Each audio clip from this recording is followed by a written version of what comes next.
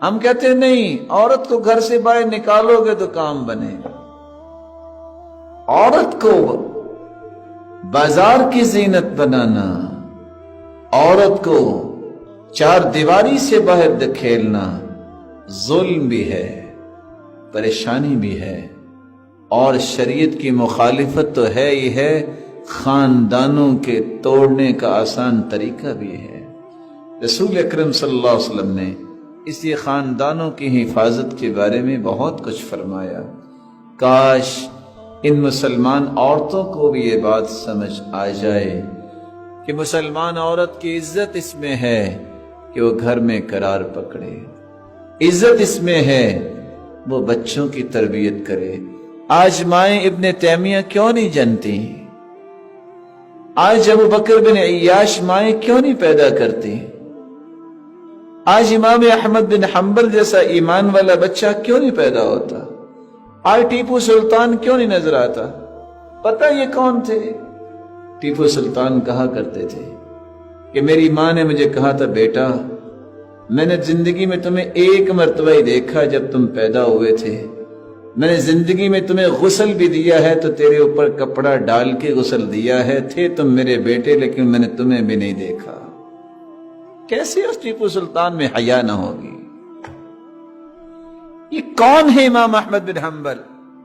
18,000 کوڑے کھانے کے باوجود بھی کہتے ہیں نہیں، قرآن اللہ کی کلام ہے۔ یہ مضبوطی کا پہاڑ کیسے بنا تھا؟ 18,000 کوڑے کا معنی سمجھتے؟ یہ کون تھے ابو بکر بن عیاش؟ جب فوت ہونے لگے تو بیٹی اور بیٹا رو رہے ہیں، کہا بیٹا کیا ہوا؟ کہتے ہیں آپ کے فراق میں رو رہے ہیں۔ کہا بیٹا پریشانی کیا ہے؟ صرف ایک پریشانی آپ کو نہیں چاہیے، اس گھر میں گناہ نہ کرنا جو گھر میں چھوڑ کے جا رہا ہوں۔ بیٹا یہ سامنے جو کونا ہے نا، اس کونے میں بیٹھ کے میں نے 18,000 مرتبہ قرآن پڑھا ہے۔ کتنی مرتبہ؟ یہ کہاں ہے لوگ؟ امام ابن تیمیہ کو جیل میں بند کر دیا گیا، گناہ کیا ہے؟ یہ کہتے ہیں قرآن پڑھو، یہ لوگوں کو کہتا ہے کہ توحید اختیار کرو۔ سلاجقہ نے ان کو جیل بند کر دی۔ بعد میں پتہ چلا کہ کسی نے یہ شکایت کی تھی تو آپ کی حکومت گرانا چاہتا ہے، ان کا مقصد ہی کیوں نہیں؟ دیندار کا یہ مقصد ہی نہیں ہوتا کہ حکومت گرے، اس کا مقصد ہوتا ہے یا اللہ لوگ تیرے ساتھ تعلق جوڑ لیں، اس کا ایک ہی مقصد ہوتا ہے۔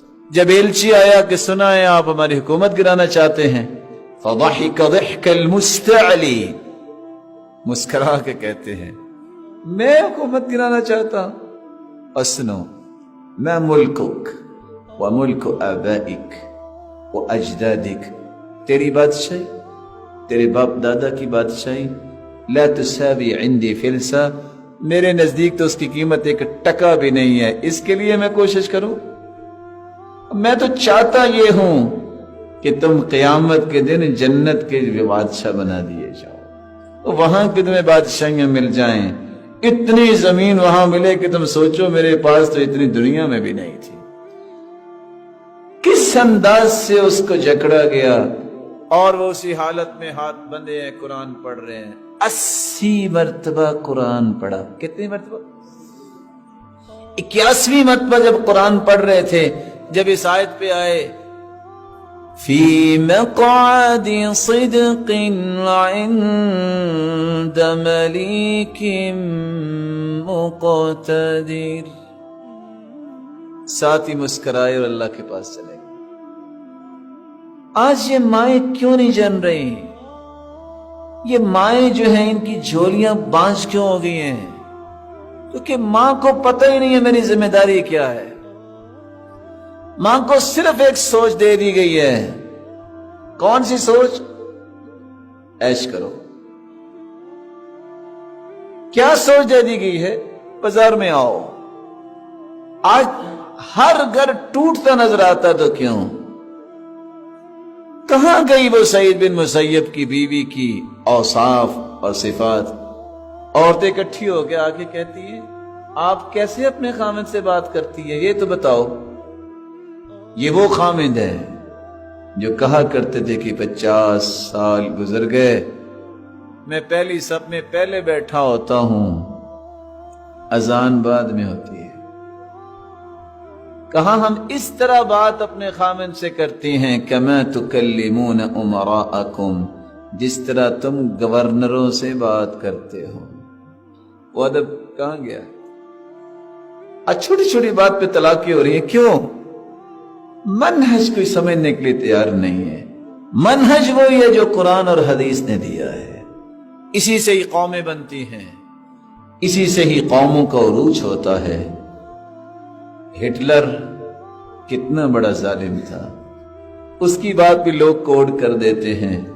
وہ کہتا تھا مجھے اچھی ماں دے دو، میں تمہیں اچھی قوم دے دیتا ہوں۔ آج ان ماؤں بہنوں بیٹیوں کی عزت کو بچانے کے لیے اس منہج کو اختیار کرنا ہوگا۔ منہج کیا ہے؟ قرآن و حدیث پڑھاؤ، سمجھاؤ، وہ گھر میں وقت زیادہ دیں، اولاد کو زیادہ دیکھیں، اولاد پہ محنت کریں، تب جا کے یہ قوم سدھرنے والی ہوگی۔